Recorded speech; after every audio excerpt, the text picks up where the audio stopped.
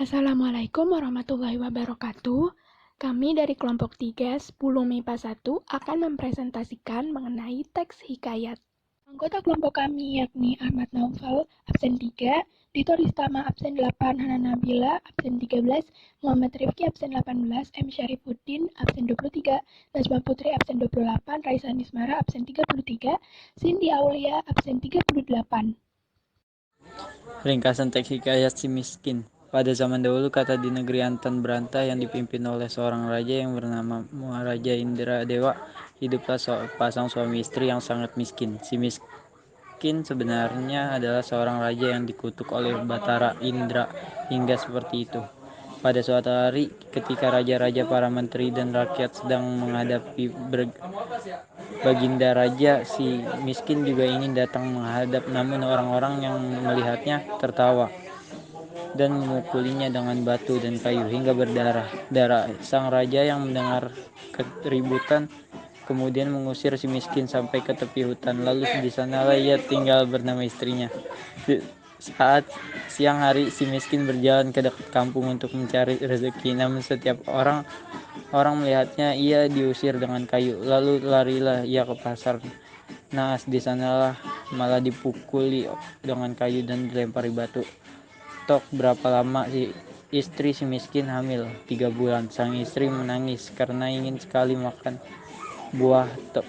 buah mangga yang ditanam di taman raja. Si miskin berjanji akan membawakan buah tersebut dan istrinya pun berhenti menangis. Si miskin pergi ke pasar dan menemui pedagang buah, meminta buah tempelam yang busuk. Orang-orang yang biasanya mengusir dan memukulinya merasa kasihan. Mereka memberikan buah tempelam, nasi, bahan pakaian, dan buah-buahan. Sesampainya di hutan, istrinya menangis menolak semua pemberian itu. Istrinya hanya menginginkan buah tempelam yang ditanam di taman raja. Karena tidak tahan dengan istrinya, si miskin nekat menghadap raja. Si miskin meminta buah tempelam yang sudah jatuh. Raja memberikannya setangkai. Ketika ia sampai di hutan, istrinya sangat senang. 3 bulan kemudian, sang istri menginginkan buah nangka yang ditanam di taman raja. Si miskin pun kembali nekat pergi menghadap Baginda Raja dan bersujud memohon buah nangka. Baginda Raja pun memberikannya.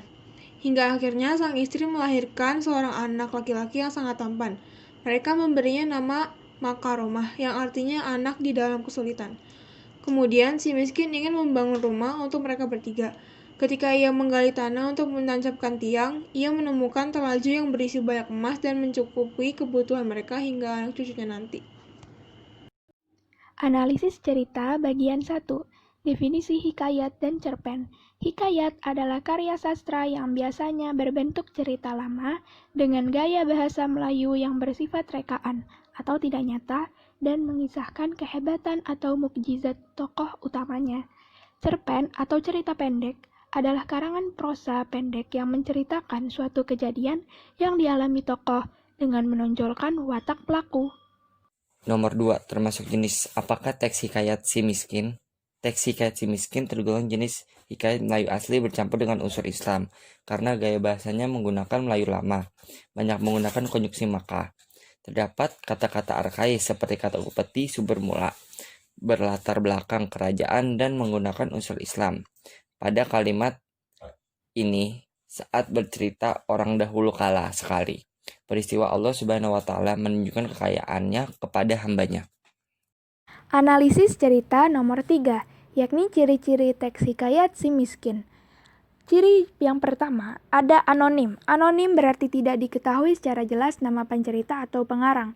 Hal tersebut disebabkan karena cerita disampaikan secara lisan. Bukti dari kutipan kalimat untuk ciri anonim ini ialah, ini hikayat cerita orang dahulu kala sekali. Peristiwa Allah Subhanahu wa Ta'ala menunjukkan kekayaannya kepada hambanya. Dari kutipan kalimat tersebut dapat kita lihat bahwa hikayat si miskin cerita orang dahulu kala sekali, di mana sesuai dengan pengertian dari anonim itu, bahwa anonim tidak diketahui secara jelas nama pencerita atau pengarang karena disampaikan secara lisan.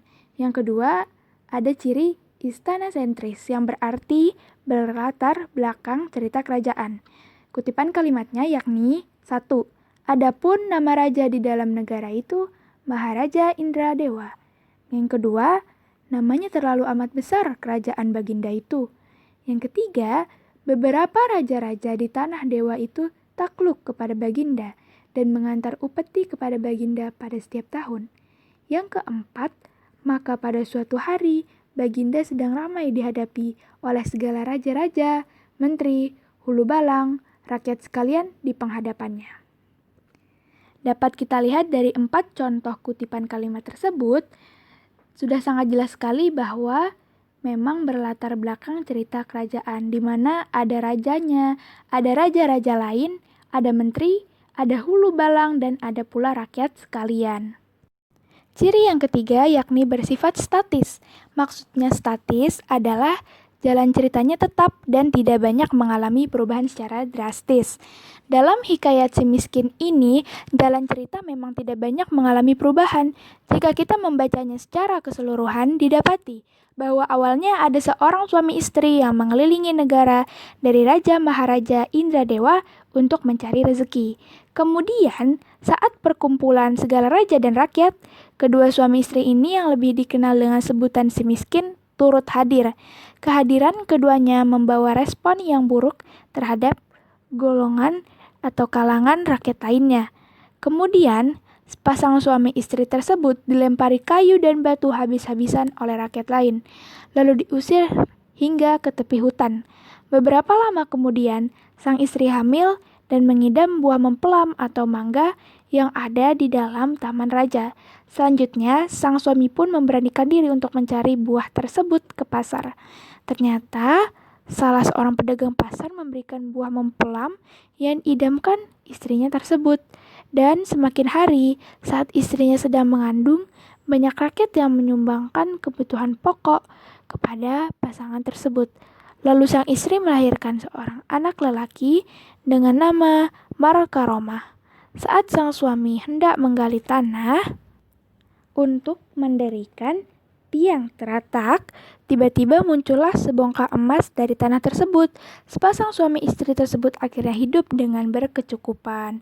Nah, dari alur yang sudah saya bacakan ini atau jalan ceritanya, di mana memang kita lihat bahwa jalan ceritanya memang statis atau tetap dan tidak banyak mengalami perubahan yang memang secara drastis sekali. Ciri selanjutnya ada bersifat komunal. Hikayat dikatakan komunal karena yang memilikinya adalah rakyat tempat hikayat tersebut berkembang.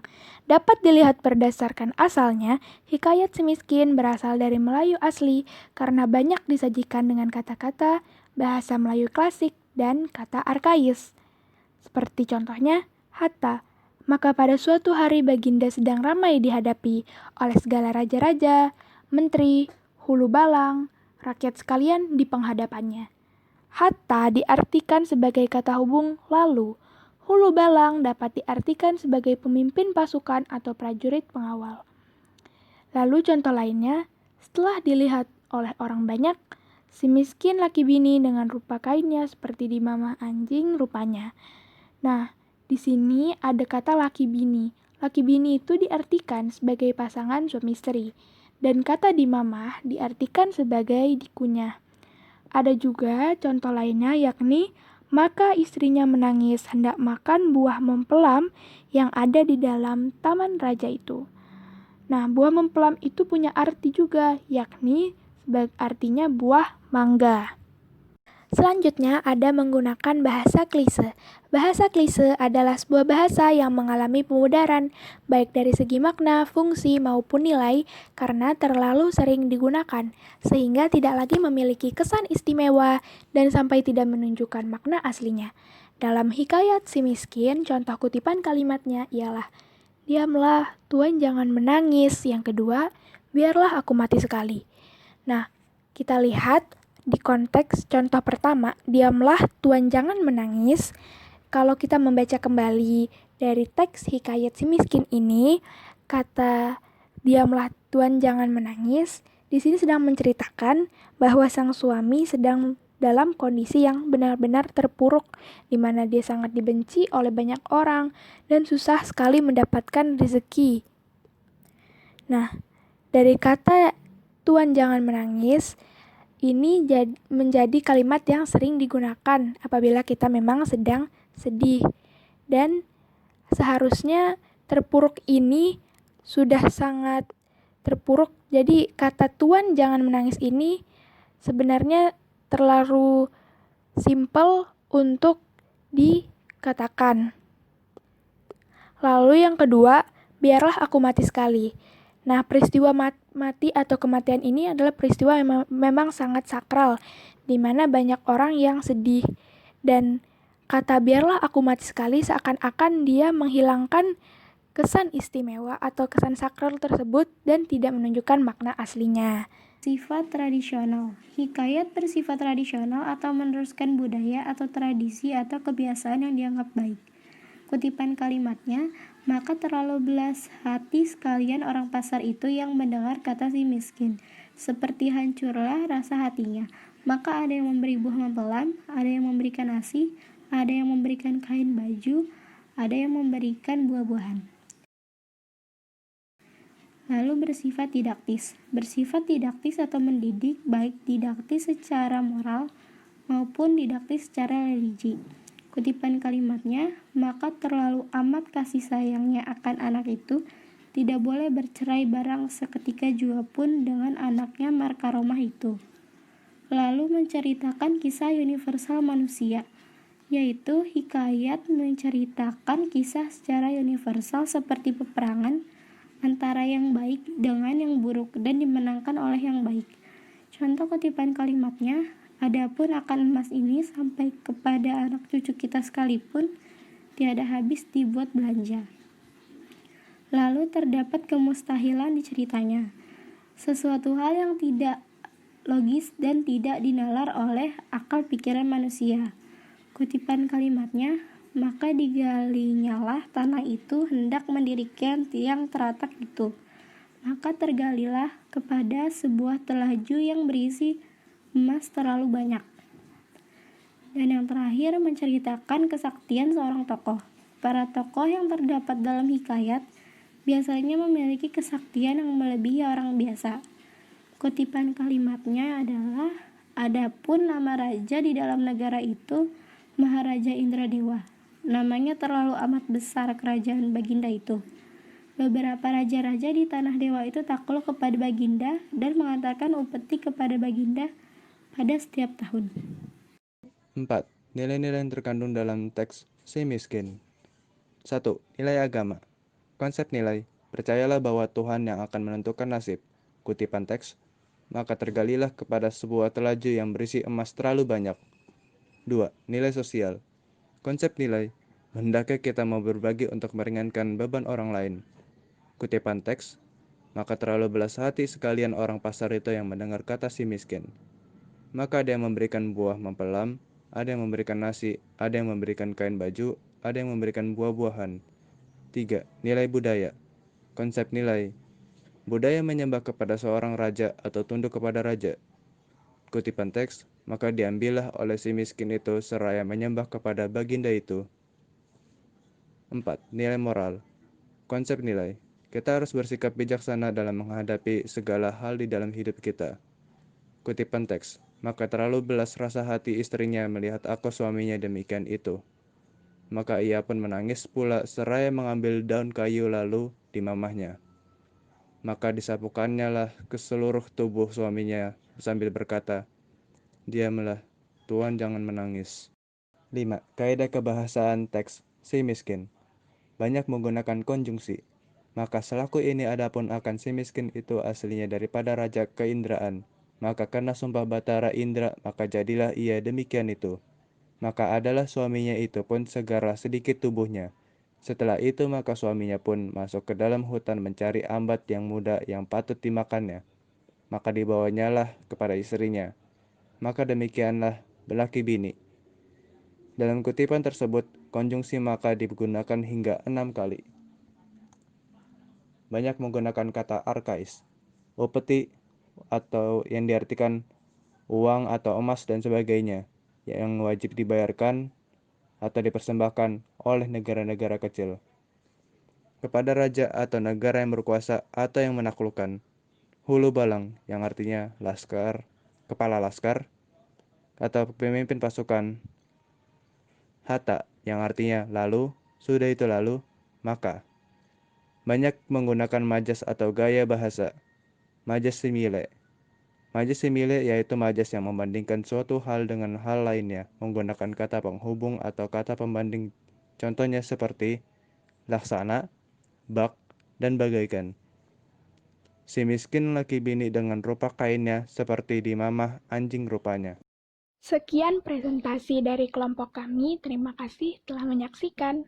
Wassalamualaikum warahmatullahi wabarakatuh.